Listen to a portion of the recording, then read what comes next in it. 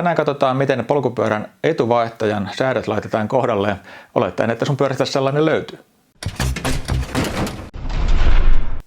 Morjesta. Pyörän vaihteiden säätö on tämmöisissä ketjuvaihteisissa pyörissä se ehkä yleisin murheenkryyni, ja takavaihtajan säätöähän me on tehty aiemmalla videolla, mutta ilmeisesti olisi kysyntää myöskin etuvaihtajan säätövideolle. Nimittäin mä huomannut, että kokeneetkaan pyöräilijät ei välttämättä osaa tehdä sitä.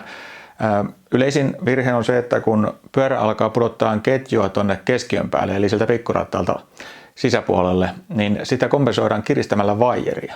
Ja sehän on täysin väärä lääke siihen vaivaan. Siinä yritetään vaan sitä oiretta poistaa, eikä puututa siihen perussyyhyn, eli siihen, että ne rajoiteruuvit, jotka määrittää ne ääriasennot, niin on silloin pielessä.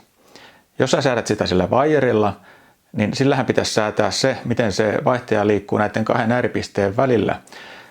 Tämmöisessä kaksirattaisessa systeemissä se saattaa vielä jopa niin kuin toimia se patentti, mutta sitten jos on 3 eturattaan systeemi, niin sitten mennään kyllä ihan ojasta allikkoon.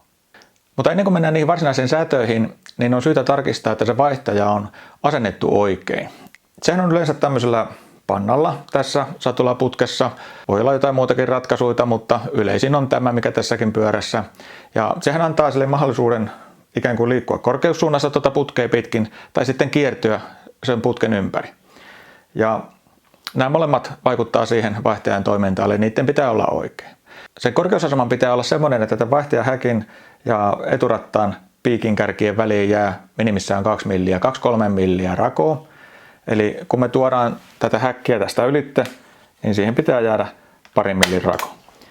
Jos se on liian iso, se lisää riskiä, että ketju heittää tänne ulkopuolelle kammen päälle. Jos se on liian pieni, niin tietysti se sitten rupeaa jo kihnuttaan kiinni noihin rattaan piikkeihin. Samalla lailla, kun me liikutellaan tuolta kahvasta tuota vaihtajahäkkiä, niin me nähdään, onko tämä häkin ulkopelti samansuuntainen tämän rataspakan kanssa.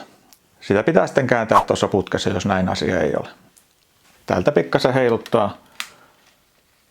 Tuo sen tuohon rattaiden päälle tuon häkin reunan, niin sen näkee hyvin, että onko ne linjassa. Kun nämä 2 asiaa on ensin tsekattu, niin me voidaan sitten mennä siihen varsinaiseen vaihtajan säätöön. Eli näitä varsinaisia säätökohteita tässä härvelissä on 3 kappaletta.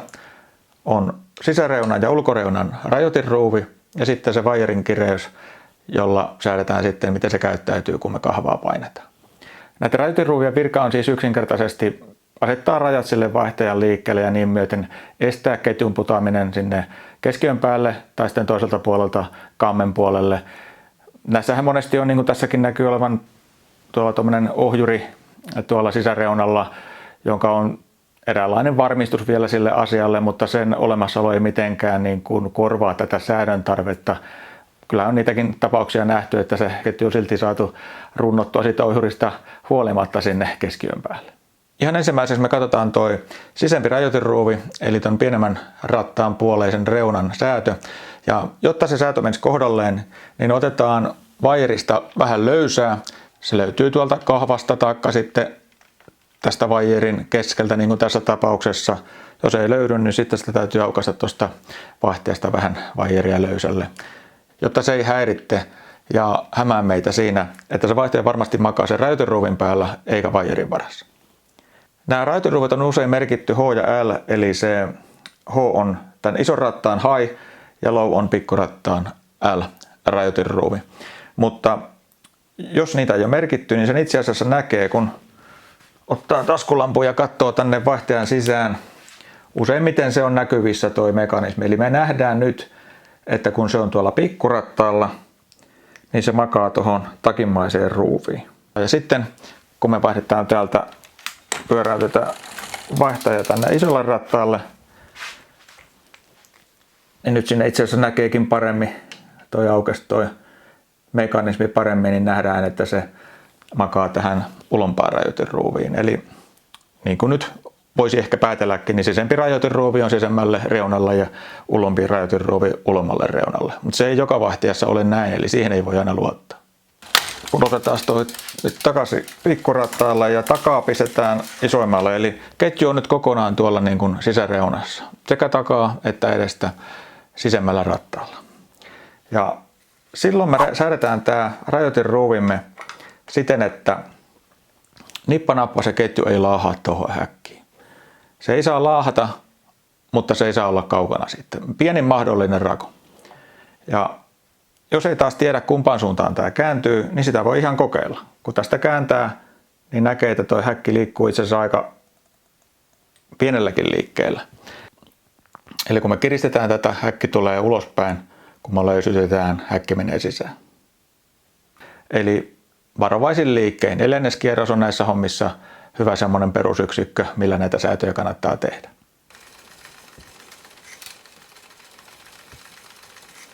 Eli nyt se on liian kireellä.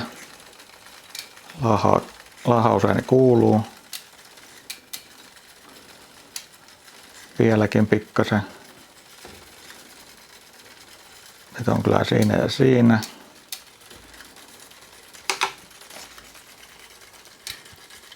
Ottaako vieläkin vähän?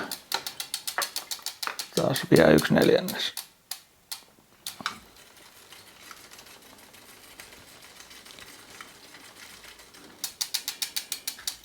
Näin.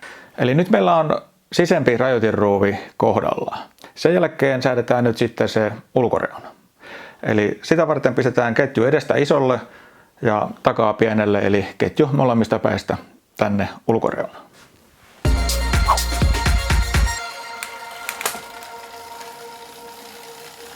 Tämä ulumpi rajoitinruuvihan on sikäli vähän kostikkaampi kuin toi äskeinen sisempi, että toi vaihtajan jousihan yrittää vetää sitä vaihtajaa koko ajan tonne sisäänpäin. Eli jotta me päästäisiin kattoon, milloin se makaa sitä ruuvia vasten, meidän täytyy tuolta vaihdekahvasta pitää sitä tavallaan sitä vaihtajaa täällä ulkoasennossaan koko ajan, jotta me saadaan se makaamaan sitä ruuvia vasten, ettei se ole taas vaijerin varassa. Mutta sama periaate kuin äskenkin, että mahdollisimman pieni rako ketjun ja häkin nyt tällä kertaa tämän ulkoreunan väliin, kun tämä ketju on täällä uloimmilla rattailla.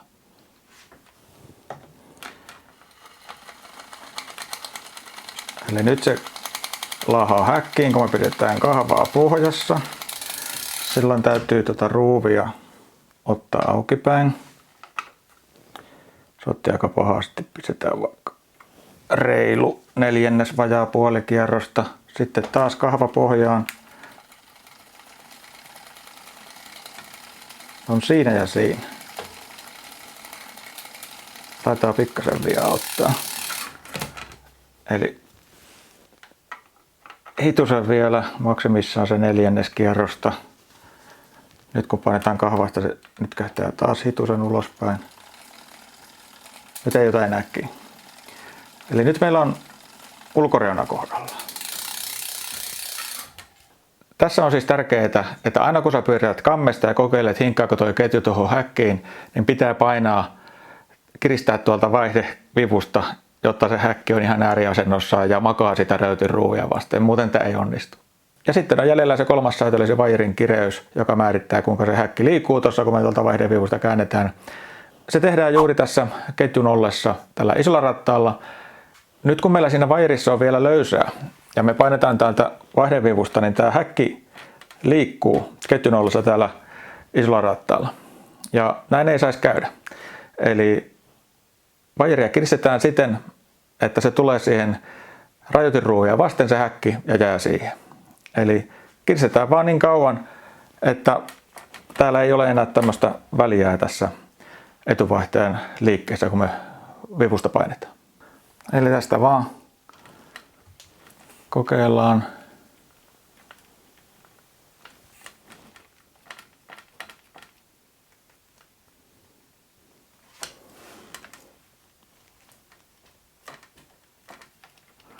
No niin, nyt rupeaa olemaan.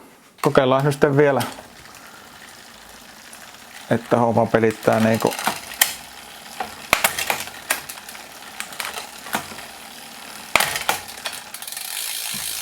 no. Kuitenkin tämmöisen operaation jälkeen, ihan sama kuin takavaihtajankin kanssa, niin kannattaa käydä koeajamassa se pyörä ainakin ennen kuin lähtee mihinkään isompaan pyöräreissuun tai tapahtumaan polkeen. Se on kuitenkin se oikea käyttö aina pikkasen erilainen tilanne kuin mitä tässä telineessä pyöritellessä tulee vastaan. Siellä on paljon isommat voimat liikkeellä ja niin edespäin, mutta kyllä tällä konstilla niin kuin erittäin lähellä sitä optimaalista ollaan, että se on sitten todella hieno säätö, jos vielä jotain joutuu tekemään. Jossain systeemissähän on vielä semmoinen trimmausasento, semmoinen puolinapsua tuolla kahvassa, millä häkin asentoa voi passata ainakin niin kuin 3 neturattaan systeemissä, mutta se on niin kuin tästä operaatiosta riippumaton asia, eli nämä ohjeet, mitä tuossa äsken käytiin läpi, niin pätee siinäkin. Eli tämä oli tässä. Kiitos kun katselit videon ja kanavatilaukseen, niin nähdään taas ensi tiistaina. Moi moi! Ja jos sun huomioon kiinnityy tähän mun uuteen hienoon teepaitaan, niin näitähän löytyy tietysti Velokisopista. Miesten ja naisten mallia, mustaa ja valkoista sekä maasto- että maantiefiguurilla. Linkki löytyy tuosta vierestä.